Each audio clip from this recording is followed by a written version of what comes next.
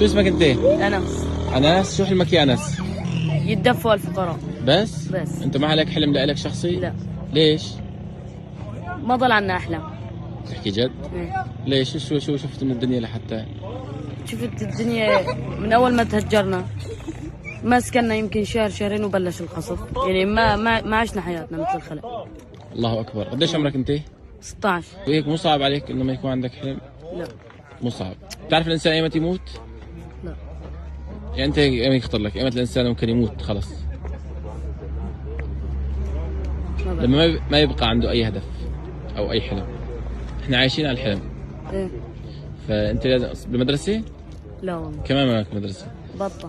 بطلت؟ ليه؟ بتشتغل شيء ولا من ما؟ أيام لما أنا كنت باللاذقية كنت شاطر، جينا على الضيعة دراسة ضربوا، طارت حجر على راسي، فقدت ذاكرة شغلة 15 يوم، نسيت الكتابة والدراسة. وهلا لحد الان نسيان؟ لحد الآن. ما بتعرف تقرا وتكتب؟ مدرسة. الله اكبر، ما في اي هدف، ما في اي يعني ما في هدف. شفنا كثير بنشتهي وما حسنا نجيب.